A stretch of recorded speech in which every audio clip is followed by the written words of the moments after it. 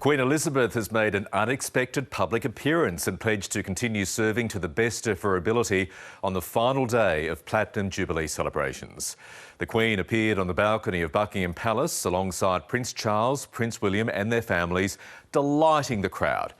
In a message to the nation, she says she has been humbled and deeply touched by the number of people taking to the streets to mark the big occasion. The Queen's appearance came at the end of a military parade and colourful pageant that depicted how Britain had changed during her reign. While across the country, street parties have been held to bring local communities together.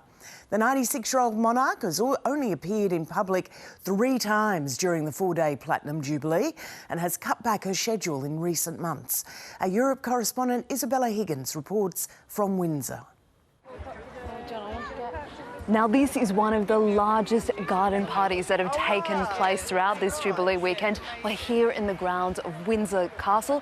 Wasn't quite the spectacular British summer weather that people were hoping for, but nonetheless, people have turned out in very good spirits.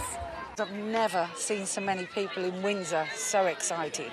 The whole long walk was just plastered with people, tens of thousands of people. It was just wonderful, and all coming out for the Queen.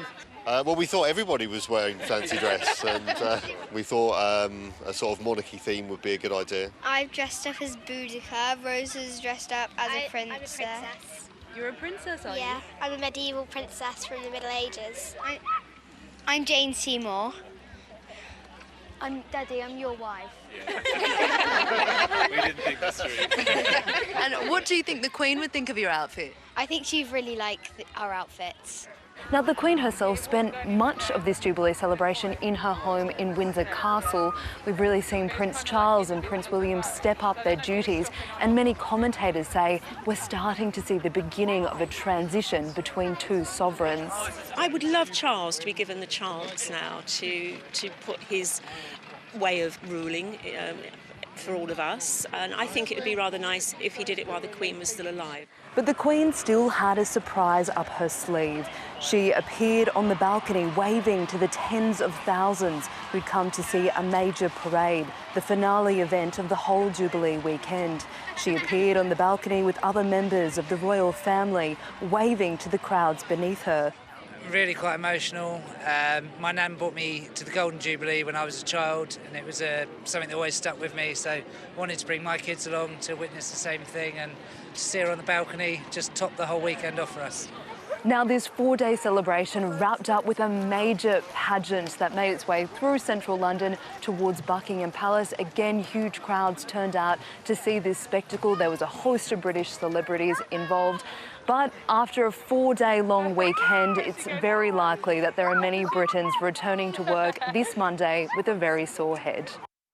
And editor-at-large at the Australian Women's Weekly, Juliet Reardon, has been out covering events across the long weekend in the UK. She joins us now from there. Good morning to you, Juliet. What was the atmosphere like? Oh, Lisa, it was absolutely incredible. I'm not quite sure what I expected, but I didn't expect this. The vast, vast crowds, and also the emotion there. So much warmth, so much love for the Queen. It felt like we were all witnessing a moment in history that we're going to be talking about for decades to come. We just heard Isabella there discussing perhaps this sense of transition, that we were also witnessing some high-profile appearances by other members of the royal family. Yes, definitely. I mean, nothing happens by chance where the royal family is concerned. And there was definitely a concerted effort, I think, to present the future of the monarchy as this slimmed-down monarchy, but this very united monarchy. You know, right at the centre was Prince Charles and the Duchess of Cornwall, and then Prince William and Catherine and Prince George. So, you know, we really have the future there for the next few generations. And the Duchess of Cornwall, of course, very present as well. What message is being sent with her being prime place there besides Prince Charles? Yeah, well, the message we're obviously getting is that this is the Queen Consort. Camilla has been picked out by the Queen. You know, she has acknowledged that Camilla, she wants Camilla to be the Queen Consort, and there she was, right next to Prince Charles, and I was interested in seeing her on stage at the concert last night, actually on the stage when Prince Charles was making his speech. We wouldn't have seen that in years gone by, so I think it was very clear the message that was being sent there. Now, two people who did not play a high profile, lots of speculation about Harry and Meghan. What was your takeaway from how that situation was dealt with?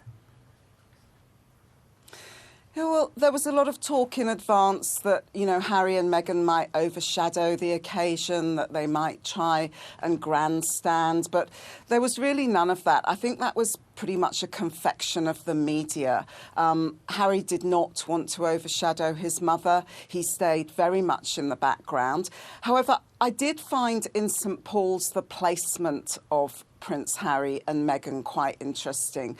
They were across the aisle from Prince William, very much not in the frame with Prince William, so there was no chance of getting any pictures of the two brothers together and therefore making anything of their various movements, you know, their expressions between each other, which is what is analysed so closely in the tabloid media. So there was no chance of that, no encounter. They didn't look across the aisle at each other at all. And, you know, we don't know whether they have met on this occasion. I'm sure they have behind the scenes, but there's definitely been no confirmation from Clarence House or Kensington Palace or Buckingham Palace about that. All right. Just finally, Juliet, we'll take it back to the woman at the centre of it all, Queen Elizabeth, of course. Speculation about her health, concerns, just how often, if at all, she was going to be seen over the weekend because of that. What do you think we're going to see going forward? Is this the last time, the last big event that we see the Queen at? Look, I think she's going to continue to surprise us. I think we have to take it on face value that some days are good and some days are bad, and that her continued mobility issues make it difficult for her to do a lot of standing. Certainly at that pageant today, she would have had to sit for an awfully long time in what ended up being quite chilly weather. So I'm not surprised she didn't turn up for that. But then she made that wonderful appearance at the balcony at the end. It really brought the house down. And I think we're going to continue to see a smattering of that over the years to come. Of course, she's 96. Of course, we're going to see less of her in public life, but she's still very much there at the head of this family, at the head of the monarchy. All right, Juliet Reardon, thank you so much, and enjoy the rest of your working trip there. Thank you.